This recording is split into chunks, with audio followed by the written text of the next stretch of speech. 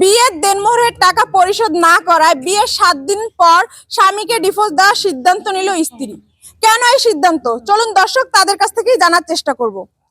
আচ্ছা, আপনাকে যে আপনার ওয়াইফ বিয়ের 7 দিন পরে ডিভোর্স দেওয়ার সিদ্ধান্ত নিল, কেন এই সিদ্ধান্ত নিল একটু বলবেন প্লিজ?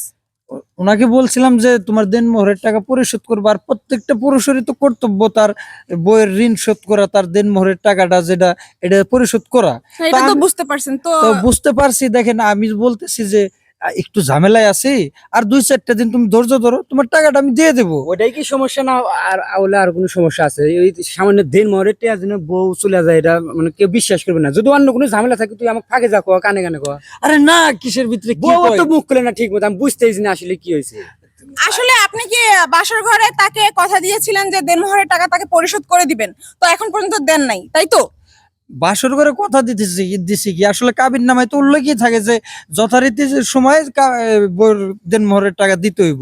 তো আমি ওই সময় দিতে পারি নাই, তো ওনার কাছ থেকে একটু সময় নিছি, উনি সময় দিছে। কিন্তু আজকে 7 দিন না যাইতেই মনে করেন আমার একবারে সাইরাস যাওয়ার বন্দোবস্ত করে তো হালাইছে। আপনি যেহেতু বুঝতেই পারতেছেন যে দেনমোহরের টাকাটা দেওয়াটা উচিত, তো আপনি কেন এখনো দিচ্ছেন না? কারণ দেনমোহরের টাকাটা 2-1 টাকা না, 3,75,000 টাকা। আমি তার ওনার কোনো টাকা পয়সা নিয়ে বিয়ে করি নাই। এখন মনে করেন যেটা অ্যারেঞ্জ ছিল, বিয়ে তো খরচ হয়ে গেছে, এখন 2 লাখ টাকাও মনে করেন পরিপূর্ণ নাই। এখন ওনার টাকাটা তো মিলিয়ে দিতে হইব। এই জন্য বলছি যে আপনি একটু দেরি করেন, দিমু। উনি তো বুঝতেছে না, এখন নিজের বড় তো আপনি করে কইতে মন চাইতেছে। 7 দিনের কি বিয়া? 7 দিনের লেগে হ্যাঁ। বিয়া করবো আইছে? সারাটা জীবন থাকবো, অসুবিধা কি? 1 মাস পর দিমু, 10 দিন পর দিয়ে দিমু। এই আপনি 7 ছেলের দিনের মধ্যে বাবা হন? হ্যাঁ, আমি আচ্ছা, ছেলের আচ্ছা। বাবা। তো আপনার ছেলেকে যে আপনার পুত্রবধূ এই বিয়ের 7 দিন পরে ডিভোর্স দিয়ে চলে যাচ্ছে বাবার বাড়ি, তো এটার মতামত আপনি কি কি বলতে চান? এগো ফ্যামিলিটা মনে হয় লোভী জাতের, বুঝছেন?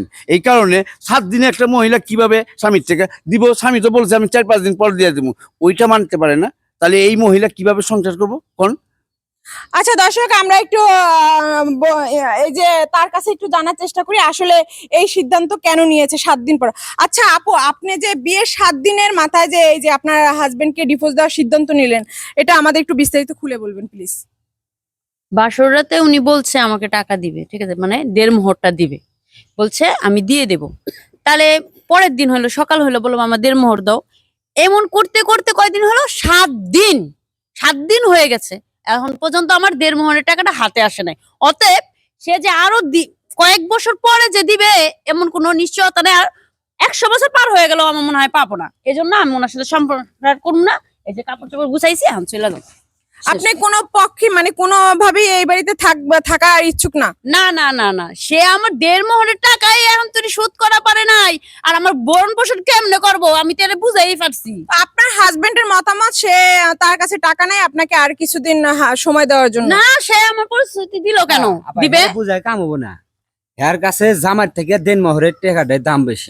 যা অবশ্য বুঝতেছি। ওটা আমার হক, তাহলে এক কাম ওটা করি, আমার আমার হক। স্বাস্থ্য ভাই যেহেতু ওর কাছে 2 লাখ টাকার মতো আছে, আর আমি কিছু গোছায় তোমার দেনমোহর টাকা দিয়ে আরো, ওই যে তুমি কাঞ্চি দিলা থাকবে, একটু ছাপা তুলে দিয়ে আরো, আমার ভাই এলাকা আর একটা নিয়ে থাকবে নি। আরে হুন, ওইটা না, আসলে এটা তো নইলে বুঝছি। কথাবার্তাই তো ভালো কেউ না। লোকে প্রেম প্রীতি করে। আচ্ছা আপু, আপনাদের যে দেনমোহরের টাকা এটা কত, মানে আপনাদের যে দেনমোহরের টাকা এটা কত টাকা? জি, আপনাদের দেনমোহরের টাকাটা কত টাকা? 3 লাখ টাকা। 3 লাখ টাকা। 3.5 লাখ তো টাকা। এই টাকাটা না দিলে আপনি আজকেই চলে যাবেন? হ্যাঁ, আমি চলে যাবো। তো ইনি কে হন আপনার? খালা। আচ্ছা, আপনি কি আপনার মেয়েকে নিতে আসছেন? হ্যাঁ, টাকা না দিতে নিয়ে যাবো। আচ্ছা তাহলে উনার কাছে এত টাকা নাই, তাহলে উনি বিয়ে করলো কেন? আচ্ছা দর্শক, এখানে মানে তারা কঠোর সিদ্ধান্ত নিয়ে ফেলেছে, তাদের মেয়ে এখানে আর রাখবে না, তারা তাদের মেয়েকে নিয়ে যাবে। আসলে তাদের দেনমোহরের টাকাটাও 3 লাখ করছে, 3 লাখ প্লাস। আসলে দেনমোহরের টাকাটা পরিশোধ করাটাই উত্তম।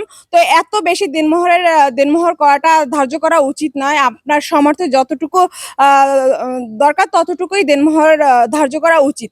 তো দেনমোহরের টাকাটা পরিশোধ করাটাই উত্তম। তো আপনারা এই অবশ্যই আপনাদের দেনমোহরের টাকাটা পরিশোধ করার চেষ্টা করবেন, আর দেনমোহরের টাকাটা অবশ্যই সীমিতর ভিতরে রাখবেন আপনার সামর্থ্য অনুযায়ী। তো এই ভিডিওটা শুধুমাত্র আপনাদের উদ্দেশ্যে বানানো হয়েছে, আপনাদের বিনোদন এবং আপনাদের কিছু শিক্ষা দেওয়ার জন্য।